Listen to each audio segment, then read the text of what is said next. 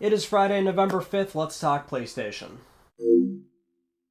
Welcome back, everyone. It's yet again another slow news week, so last week was a little bit more exciting this time. Not too much happening, but still some things to go over as always. Let's start with our PS Plus reminder. The November titles are now available, and you should claim all of them, 6 titles in total, so make sure to grab them all. And then also the PS Now November lineup has been revealed, and that's also live as well. Which it's back to a pretty lackluster lineup with only 4 games, but still for PS Now in November, it's Mafia, the Definitive Edition, available until February 28th, Totally Reliable Delivery Service, Final Fantasy IX, and also Celeste. So out of those, Celeste is a huge recommend if you haven't tried that just yet, which is, one of the more recent games in there. FF9, Mafia, you can't go wrong with those either. Have not tried Totally Unreliable or Totally Reliable Delivery Service, but maybe that's worth jumping into for at least 10-15 minutes. If you got a PS Now membership, why not try it? But we're back to the disappointing lineups of PS Now, which that's not really saying much with PS Now's track record, but we had some decent momentum, and this one's not great. Anyway, moving on to our first news story, the well-known publisher Devolver Digital recently went public on the London Stock Exchange, where initially it had a valuation of about $1 billion, and once trading went live, they were valued at about $950 million, so close enough, or about £694 million sterling. But the news here is that Sony Interactive Entertainment made a 5% investment in Devolver, so now we have that alongside the other investments that Sony has made in, say, Kadokawa, where that's the parent company of From Software, and they also, on 2 separate occasions, made minority investments into Epic Games. So this, and now those other 2, we see Sony doing a lot of investing, and really we've seen Sony do a lot of spending lately. The Sony group in total, right? They've been doing a lot of investing left and right, whether that's merger and acquisition, where that's the big talking point lately with all this industry consolidation, and we know that Sony has a decent chunk of change set aside for that particular category of merger and acquisition, but they're also just doing a lot of investing in their own studios, right? A lot of mass hiring, increasing their workforce, making sure that these teams get up to a point where they can work on 2 projects at the same time. These second-party projects with things like Deviation, Haven, Firewalk, we're seeing a lot of that, and also things like this where there's minority investments, which we might not really see much of anything out of this, right? It could be something as simple as them believing in the company, having a bright future and expanding and growing, and then Sony can either sell off their stake later and realize those gains, or you can stay invested, maybe do more, because 5% is a decent amount, but not a ton to really get much of anything done. But it could be something behind the scenes where you get more favorable terms or priority access to certain deals, fostering a better relationship between Sony and Devolver, which right now they have a good relationship already, right? This is something where you might not really see anything change from a consumer-facing level, but Sony's doing a lot more investing.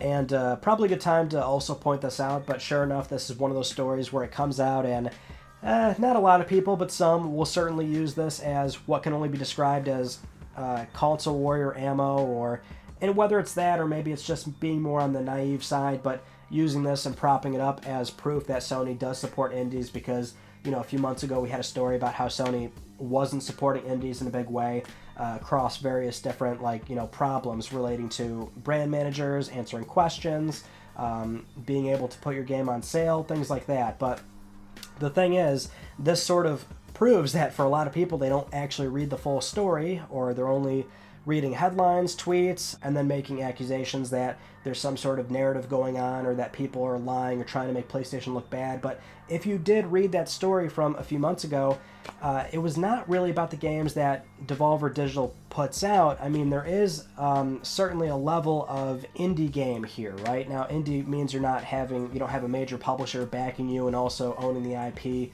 in exchange. It's not really like that, but keep in mind, there are certain indie games that absolutely have a $500,000 to several $1 million budget. We're talking 50 to over 100 people working on these games when you consider contract workers. And these are still the kind of titles, those are the kind of games that Sony does love to put at the forefront, which is nice. They'll put them on, state of plays, PS showcases, of course, give them a lot of multiple PS blog posts, multiple trailers on YouTube, things like that. And that's awesome. However, those are more high-profile independent titles. The report was talking about games below that spectrum, right? We're talking about a few people working on these titles, or maybe a game with a budget under $500,000. You know, these are games where the developers have openly expressed frustrations with PlayStation support and not having questions answered, not being able to put their games on sale, these titles performing commercially the worst on PlayStation, and that's why they don't want to ship on PlayStation anymore versus just releasing on Switch, Xbox, multiple PC storefronts. That is what that story was about. This does not wipe away any sort of wrongdoing from Sony's end because they made a minority stake in Devolver, right? I like PlayStation, but we're not going to do that or act like that's what's happening here. There is a difference relating to that story and what Sony does when they showcase or support higher profile independent games. It's great that they do support indies with things like the Indie Initiative from Shuhei Yoshida, also Greg Rice. It's great that they do all those things.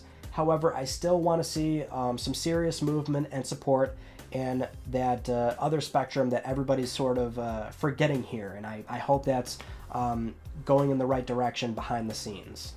Moving on to our next news story, Sucker Punch recently put out a laundry list of changes for patch 2.12 coming to Ghost of Tsushima relatively soon in the coming days. So it's not live just yet, but still there's a lot of changes, balancing going on between the items, the characters, also Rivals mode and Survival mode, which I've heard, I don't know about Rivals, but I've heard Survival is a little bit on the difficult side. So I still have not played it just yet. I'm planning on doing it soon, or at least I hope. I'm not sure if that'll end up happening because now it's, you know, November and a lot of cool stuff is dropping really soon.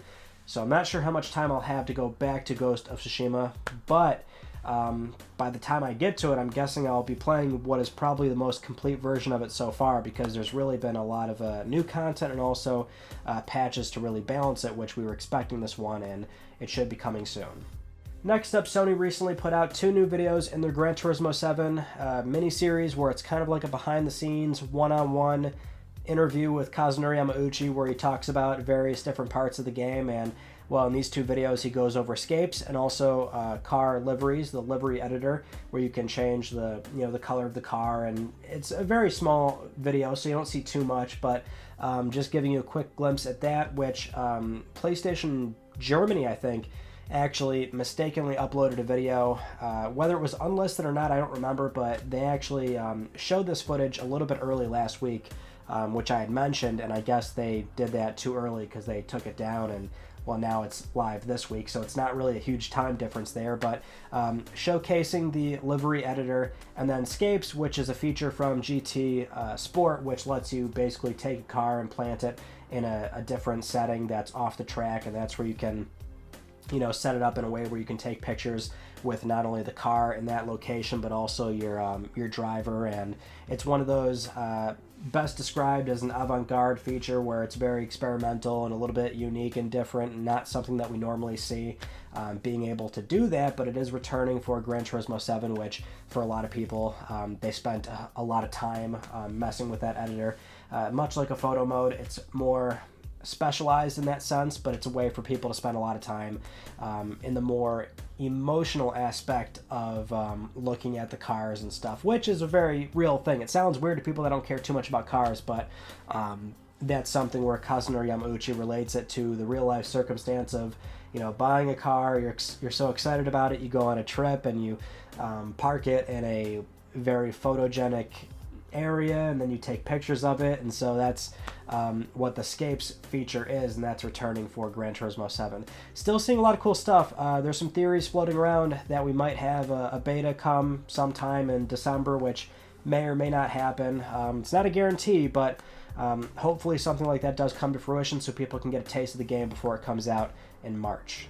Next up, Insomniac Games CEO Ted Price was recently speaking during the Develop Brighton conference, where he touched on a number of topics, like how the studio was, the studio's history, right? How they were acquired, working on licensed content, but more importantly, how they're also tackling crunch, and what has, so far at least, seemed to work the best for them, and perhaps this is a better way for a lot of other studios to approach their titles moving forward. But Ted delivered some really interesting quotes here that I'd like to share with you all, and this does get into some spoilery territory for the 2018 Spider-Man, but Ted says, and I quote, I think the default is to brute force the problem, in other words, to throw money or people at it, but that can actually cause more chaos and affect well-being, which goes against that balance.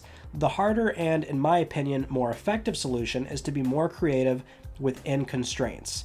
And for an example, he uses the 2018 Spider-Man with the final boss battle between Spider-Man and Doc Ock. He says, originally we were going to have a boss battle that took you all over New York City, and it was way out of scope.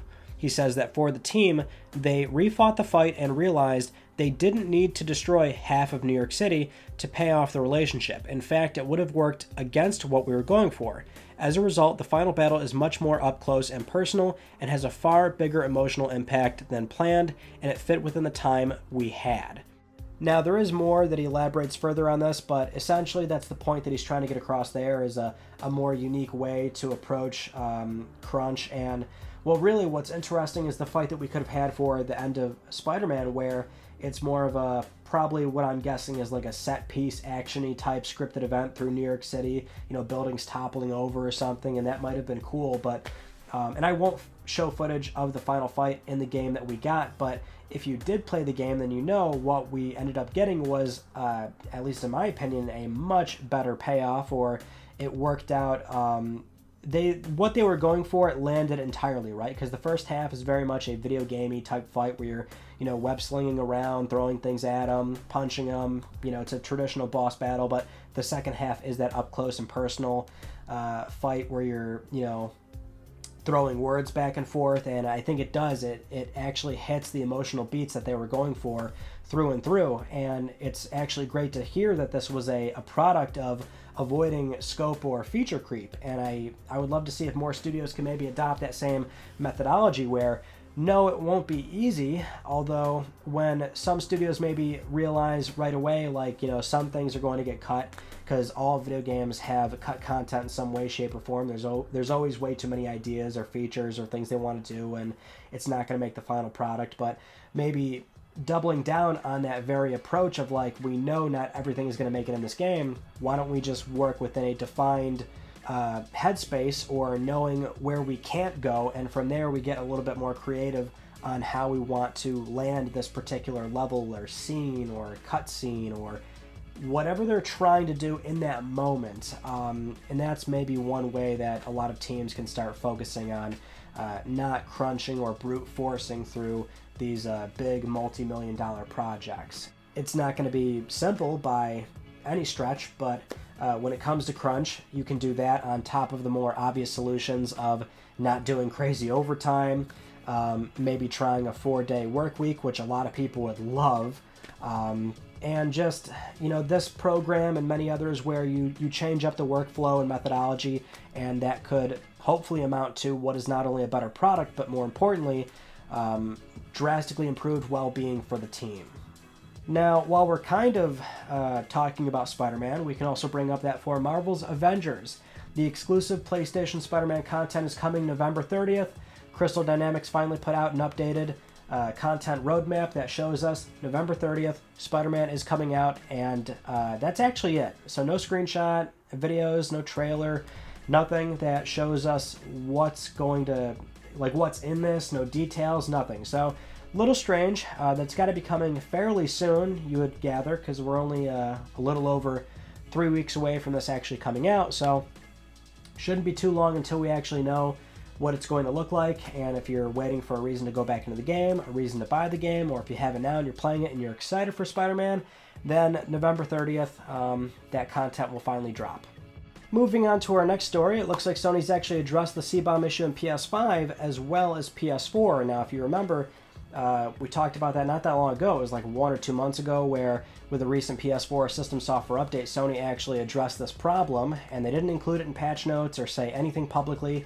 In fact, during this entire process, they've said nothing about it, pretty much denying that it exists, but that CR2032 battery is there to keep your time and date settings, and that's tied directly to when you earn trophies, and that's why that's there. So if you earn a trophy offline, you sync to PSN, it knows when you earned it, right? That's why it works the way it does. But unfortunately, if that battery died previously, you wouldn't be able to play PS4 discs or your digital content offline, and that also applied to PS5.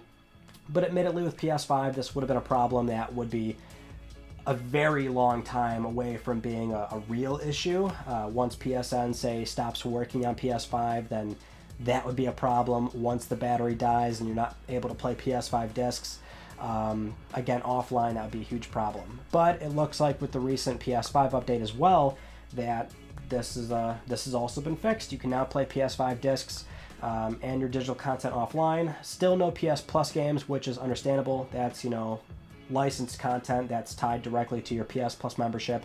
They have to authenticate those titles in some way, so it's a bit understandable there. But Hikikomori Media did a really great video on this, showcasing how it works, what it looks like, and did confirm that yes, PS5 will continue to work completely offline with the battery removed, and that's exactly what we were looking for. That's the result we want. It may not matter right now, but it's good to see that they actually did address it this soon. The only thing we're missing now is PlayStation 3, where the good thing is that disc content works no matter what, but it is the digital content that will not work whatsoever unless you re-authenticate with PSN. And that's very worrying because PS3 has a lot of unique content that's only on that store, like the PSN games, the PS1 classics. There's tons of stuff on there, and that's the oldest platform in this lineup, so it's definitely bound to have that PSN closure eventually. So I would hope they do something with that. Of course, it might be a little bit of a resource hog for being as old as it is, but I would love for them to go back and do at least that. So let's hope that eventually we get there. Again, huge shout out to everybody involved, the Does It Play Twitter account, everybody that's managing that account, Hikikomori Media, and then all the sites that are actually picking up this story and publishing it and putting a little bit of pressure on Sony to make sure that something gets done. It's just great that some actual outreach does return results, even if Sony doesn't want to actually say much of anything about it outside of just quietly fixing the problem. For our next story, it's being reported that PS5 is being shipped in by air to the UK within the next few weeks throughout November, basically. Sony's trying to meet holiday demand. This is being reported by The Sun, which, as far as I know, it's kind of a questionable publication, so this may or may not be true, but allegedly 3 Boeing 747s have already landed with 40 to 50 pallets of PS5 consoles, and 2 more coming by mid-November. And, well, whether this is or is not true, it at least kind of bodes well for what we're sort of expecting this holiday season, which is that Sony probably has a lot of stock allocated to the next month and a half, which, this may be anecdotal the entire way through until we have a financial report to go over and see the hard numbers of how many consoles were sold, but at least we can see and start to see a lot more PS5, stock drops on Walmart, Target, Best Buy, GameStop, other international retailers. In the UK, that would be Game, and probably a few other places that I wouldn't know offhand. I'm in the US. But we'll probably see a lot more PS5 availability come up on a daily basis, which would be great and ideal. It's like we said last week for that financial report that we went over, Sony still forecasts to sell about 2 million more PS5s in the same time frame of PS4 by March of 2022, or for PS4 that would have been March 2015. So if they are planning to make and sell more, where would they be? Because they're pretty much neck and neck in terms of pace right now, and well, the holiday season is probably where all those consoles are going to be if they do end up making as many as they want. For our next story, and what is a funny but at the same time disappointing turn of events for PS Vita, Sony has actually lost partial rights to the PlayStation Vita name in Europe, or really just Vita and how it relates to 2 different product categories, I guess you'd call it. The Europe General Court has ruled that for these 2 categories, first up for PS Vita, they're not really using these anymore, but also they're more secondary to the Vita's overall main goal as a product where it's primarily gaming, right? That's what PS Vita is for. So the 2 categories that Sony had their rights revoked to is data carriers containing programs and audio and or image carriers not of paper. And there was an application filed by Vita Audio in 2011 to have this challenged so they can start using the trademarks themselves, but I guess at some point that was put off, or it wasn't until now where the general court has agreed that yes, you can start using the Vita name in those two particular categories. It's another one of those Vita stories where it's like, haha, Vita's not doing that well, Sony abandoned it, so on and so forth. It's kind of expected, right? We haven't really had a good PS Vita news story in 8-9 years. Like, what's really considered good Vita news nowadays? But yeah, it doesn't sound great. I mean, maybe we'll have an LTPS story 4 or 5 years, maybe in the far future, where Sony lets go of the trademark entirely. Who knows? You would think that they'd want to hold on to it indefinitely for as long as they can, because it's still a somewhat meaningful product in their lineup. But yeah, that recently happened.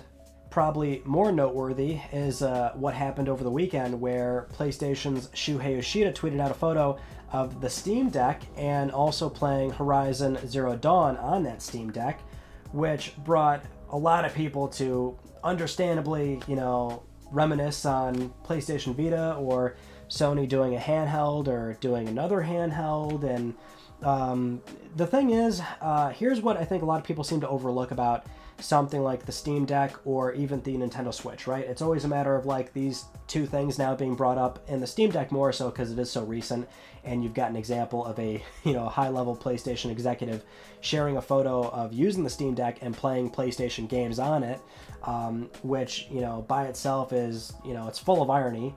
But it's a matter of, using those two things as evidence or a reason or rationale for Sony maybe doing another handheld, I think really overlooks the main problem with Vita, and also even like the 3DS, which, it sold 70, 80 million units, but that's half of the DS's install base, which tells you where the market was going, and that's why Nintendo went the route that they did with the Nintendo Switch, where it's a no-compromise experience between handheld and the television, right?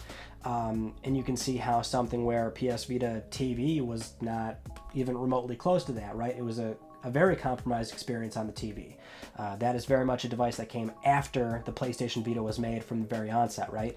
That's the thing that Sony would have to do if they ever humored the idea of another handheld. I'm not going to sit here and say they should do it. I don't think they should, because the problem is you need developer support. The reason why something like the Steam Deck is so exciting is because it's off the back of the Steam library.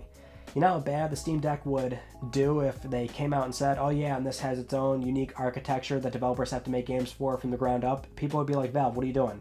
Doesn't make any sense. Why can't we use our Steam library on what is a cool portable PC? That's why there's a lot of enthusiasm for the Steam Deck. And for Nintendo, they did a hybrid machine where it speaks to two different product categories, and it works well there. There's the Switch Lite that came well after the main Switch launched. The main volume of Switch sales is still primarily that hybrid machine. So if Sony ever did another portable PlayStation, it would have to do one of two things, or ideally both of these things, which is be a no-compromise experience for the TV and handheld, and lean into an existing library. Like, let's say they make a portable PS4.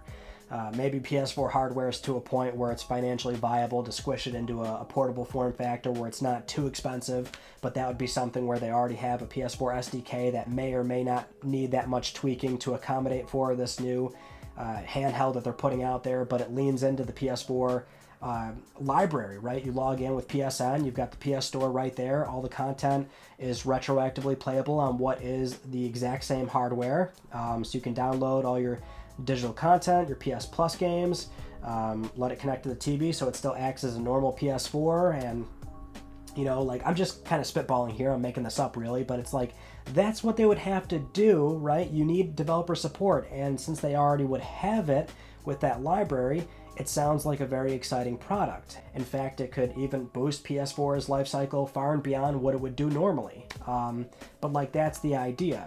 And since they're not going to do that in all likelihood, there's probably never going to be another portable PlayStation, and we're going to see, PC games, a mobile initiative, cloud stuff, and of course the traditional console market, which we know is not going anywhere. Virtual reality, we see all the areas that Sony is working on and focusing on, and doing a portable is just not not one of them, because it's going to be a really tough category to nail, and I've made my peace with that. Anyway, let's move on to Let's Talk Plus, the weekly Let's Talk PlayStation giveaway, where one of you can win a $10 PSN code. I would like to congratulate this viewer right here. I'll be contacting you very soon via email or Twitter, and if you would like to win a $10 PSN code, it's very easy. Follow the link down below. Supporting this channel, a number of ways can gain you an entry, and I'll announce the winner next week because I'm trying to help pay for your games. Those are all the stories that I want to talk about with you all from this past week. And unfortunately, no Tuesday video again, but this coming Tuesday, we'll finally kick it back up. It was nice to at least have some breathing room to get caught up, and yeah, the uploads will start again next week, and that's all I've got for you for now. So that concludes this week's episode of Let's Talk PlayStation. I'm Ryan Benecke. Thank you all so much for talking with me, and I will see you all next Friday.